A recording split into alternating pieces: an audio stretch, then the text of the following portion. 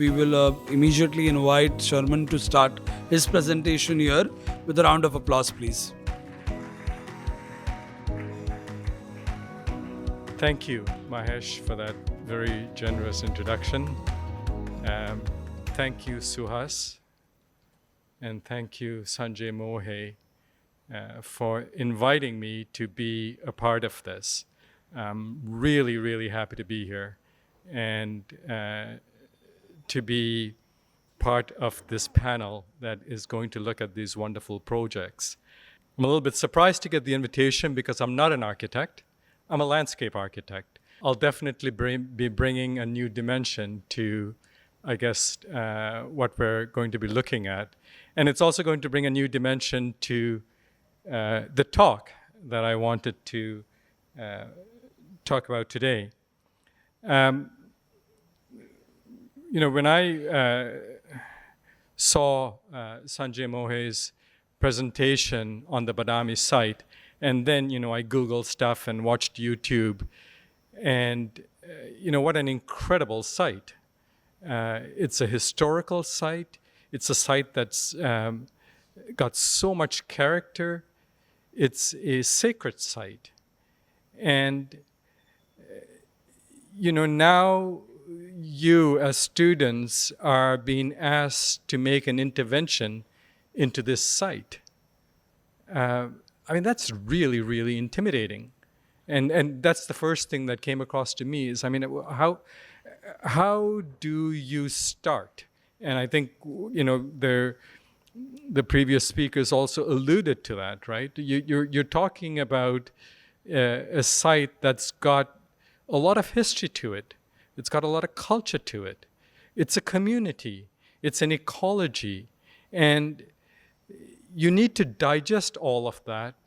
And then you need to somehow create an intervention that is going to be respectful of all of that, but yet you are creating an intervention that has to be true to its purpose, right? And true to your own time. And that intervention not only has to acknowledge the genealogy, it needs to acknowledge the present, and it needs to then maybe look to the future.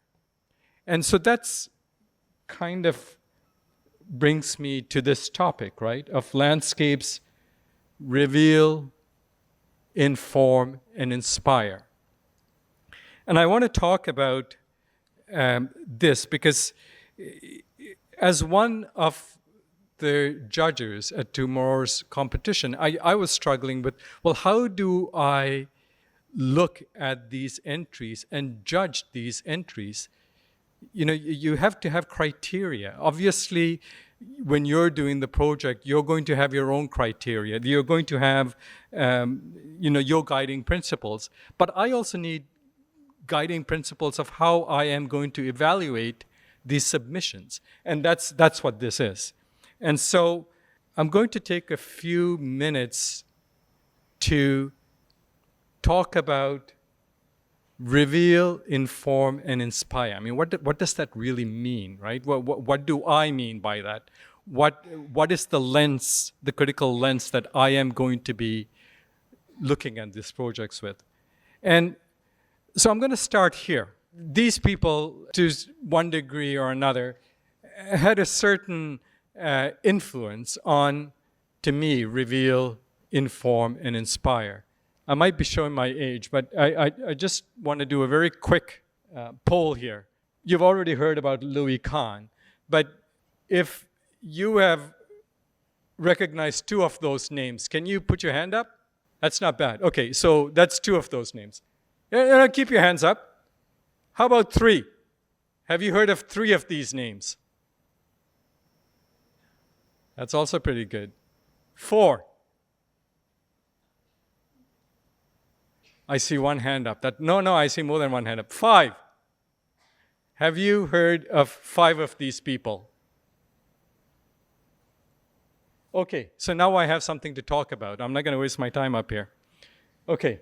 So the first these are artists, right? These are artists and they're architects, but I think they inform each other's work. And you'll see what I mean as I continue on. This is the work of the artist Christo. And what did he do, right?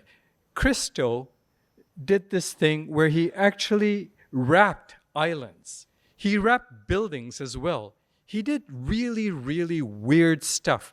Now, what was the point of doing this? He did this amazing thing in Sonoma County, California, called a running fence that went up and down the mountains. But the purpose, I believe, of why Christo did this was that for the first time, we were seeing those islands like we've never seen them before. We saw the shape of them. For the first time, we are seeing these mountains and how they move and how they go across different types of landscapes. It's revealing, right? But it's also a temporary artwork, right? This was taken down. But in that time that it was there, it helped to reveal the landscape. And people just stopped, right? They were stopped and they were, gaping at this, going, what? What is this? But that's the point. Reveal, inspire, inform. And to me, this is environmentalism before it became fashionable. People got to know their environment and nature by this work of art. And this curtain, right? It dived down into the ocean and disappeared. I mean, brilliant stuff. Imagine this. You're driving down the highway and for the first time, you actually notice how deep that crevasse is, right? You notice the mountaintop and it reveals to you the majesty of that landscape. This is another artist, Nancy Holt, and she's brilliant, a brilliant lady. And she did something very simple. She took these sonotubes and she organized them in the cardinal directions, north, south, east, and west, right? But the reason she did it was that she wanted to experience the sun. She wanted to experience the rising sun and the setting sun. And with one intervention, she gave purpose and life to a moment, right? And you see those holes in there. Those holes are also purposeful, right? They measure the moving sun and how the shadow changes. But those holes also point to the constellations in the night sky. She's having a conversation with infinity. She's having a conversation with the universe. And in doing that, she's also revealing this desert landscape like it has never been seen before. Very small interventions.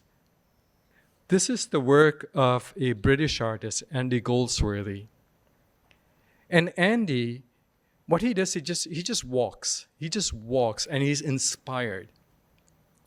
And he finds these rocks and he just sits there and he just arranges them.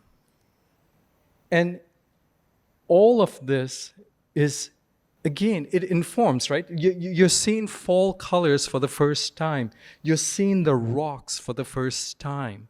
And the way that they have been put together talks about what they are. Like, for example, that rock at the bottom of that stream, he covered that rock with the fall color leaves.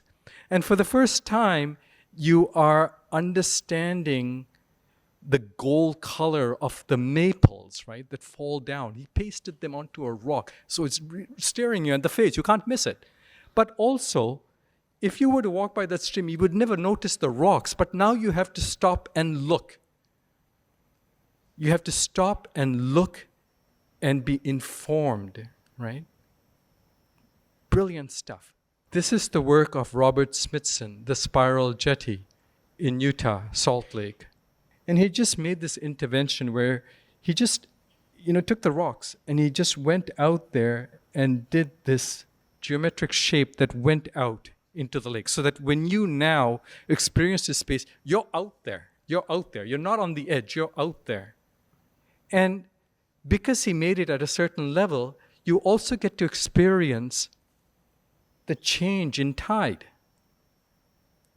It's visceral, right? So at some times, it's mostly covered. And at other times, the salt flats are completely exposed.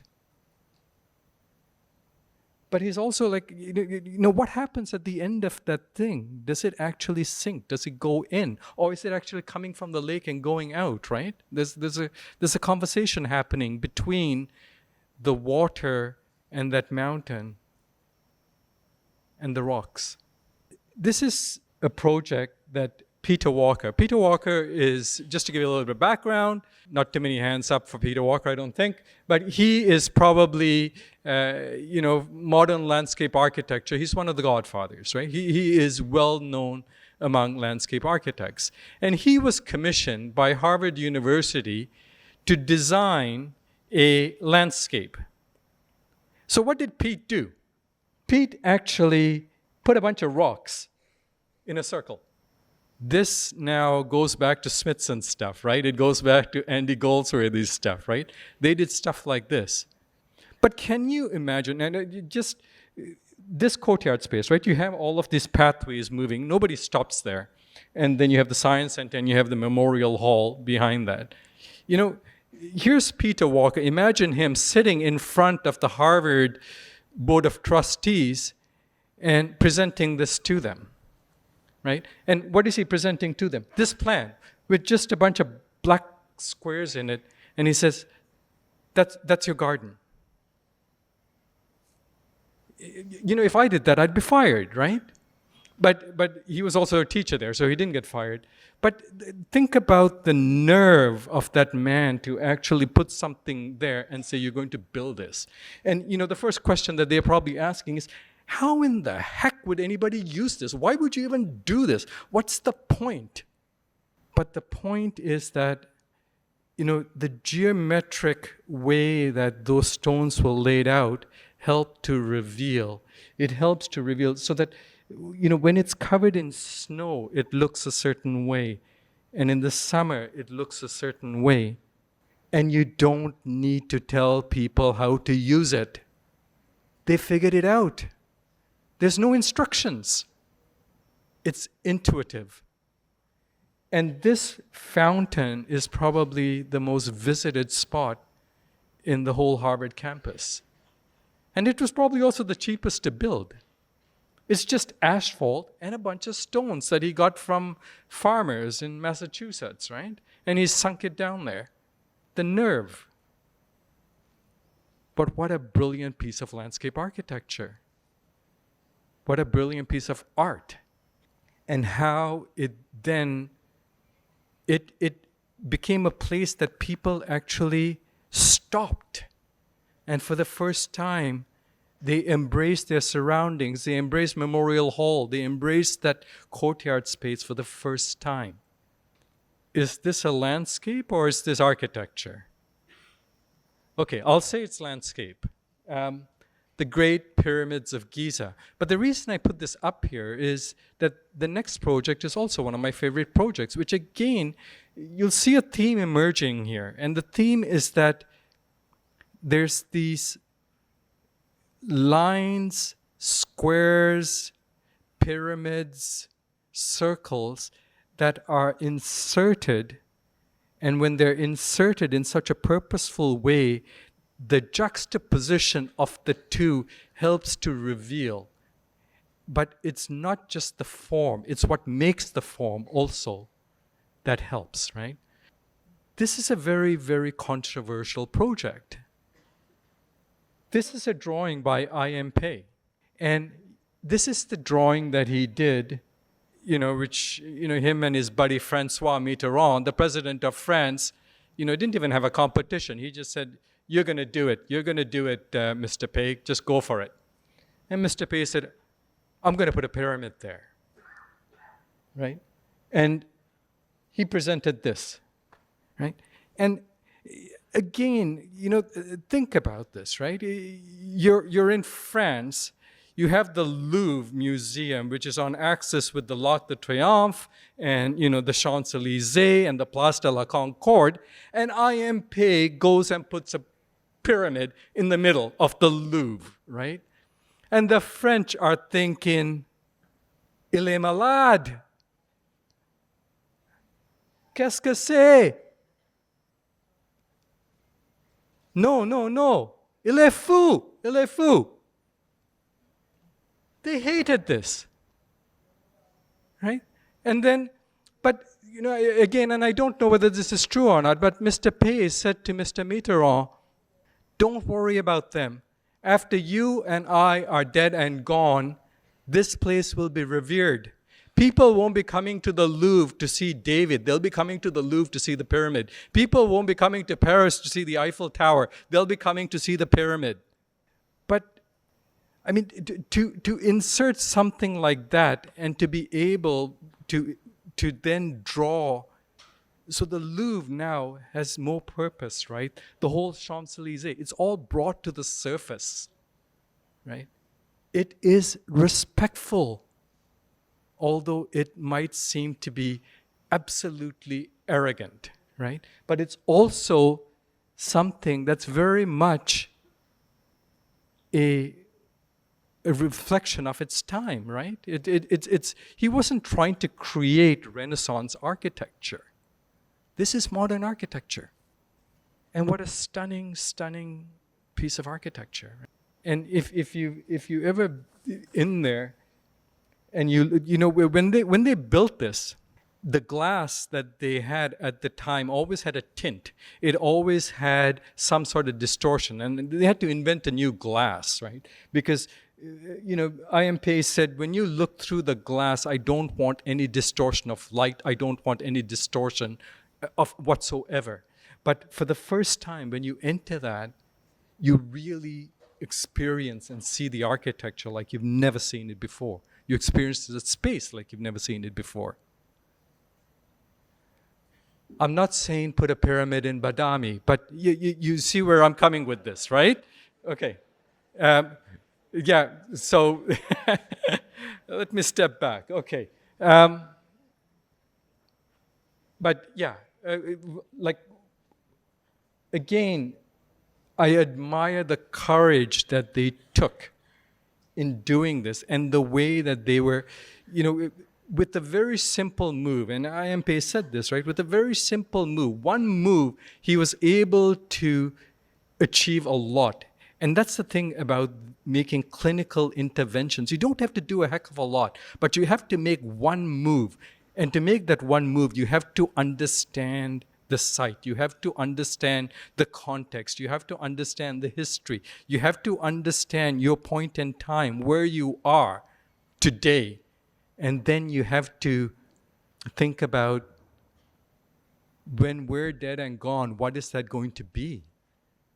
And what he told Francois Mitterrand, both of them are dead now, but this lives on. This is a gentleman, an artist, Richard Long, walking a line. And this line, when you look at it, it's hypnotic, right? You can't help but look at that mountain, and it's given that mountain purpose, right? And it's given that landscape purpose. And imagine walking along that, and you're not meandering anymore. You are moving through a space, and you're experiencing that space. Walter de Maria, his land art was that, he would draw one line along this axis, another along this way. And at that time, I don't think they had drones, but he made a perfect square. And his art was walk the square. And when you walk the square, every time you move in a different direction, you will experience the landscape in a way that you've never experienced it before. Very simple intervention. This brings me back to the person that we just talked about, Louis Kahn. Again, when I think about this project, it gives me goosebumps, right? The Salk Institute that he built. This is the site plan. If I did something like that, I would retire. I would stop. That's it. No more. But with that one move, and I'm a landscape architect, we like to fill things in with lots of trees and shrubs and ground covers and grass. And, we need 1.5 meters of soil for everything, right? Here, the engineers would have been in love with me because you don't need anything. You absolutely don't need anything. And this is so poetic, right? It is a conversation between our humanity, the land, the earth, the horizon, the sky, and the universe, right? You don't need to say anything else, right? He won the award for polio, right? He's the polio vaccine that we all have. That was Jonas Salk, right? And since then, there have been, and he wanted to build this so that other scientists could come and do research here. And since then, there have been many scientists that have come and done research here, and they have all won, the Pulitzers, so to speak, right? 15 of them at last count. But it's a space, it's an architecture that at once reveals, informs, and inspires, right? And, different times of the day, just sit there and take it all in. And you have to meditate, right? You have to, no matter what you do, this just takes your breath away. And that's the purity of the one move that was made. And this brings me to one of the projects that I did. I am not comparing myself to Louis Kahn or to I.M. Pei and so forth, but I wanted to share with you a project that I did in the landscape that was inspired by these great people. And here, this is a resort island in the Maldives. And typically all Maldivian islands, right? They are this shape, and you build along the top edge, you build along the bottom edge, and then you ignore the middle. And so what I suggested to this client is, I'm not going to concentrate on the outer edges. I'm going to draw lines through the center, and I'm going to, just basically bisect it, right? And so for this project, you see that blue line? I said that is going to be a water axis, and that water axis is going to go from one edge of the island to the other edge, right? Which is about 250 meters. And it's going to be a pool, right? So the room was quiet, as you can imagine, right? It's like, what do you want me to do? You want to build a pool that was 200 meters long. I mean, no, never mind. It's a water body, and part of it will be swimmable, part of it will be not. But the whole idea in doing this is like the masters. I wanted to reveal the Maldivian landscape in a way that it had never been seen before. I want you to be able to sit in that pool and to be able to see the sunrise and the sunset, right? I wanted. The best way to reveal nature is to juxtapose it with a pure geometric shape, right? This is a theme that we have seen. And so by doing this, I left all of the coconut trees where they are, but I took the water right down the middle. And I did this to sort of tell them how it would work and how all of the facilities would be organized and so forth. And that this was like a main street, except it was water. And that's the master plan that we did, right? That was it, just one move. That's what it looks like from the sky today. They built it. This is a sketch I did when I was on the island. And I said, this is what it's going to be like, right? 10-meter wide pool stretching from one horizon to the other horizon, connecting the two edges. And the trees, they fall where they are. That's it, built.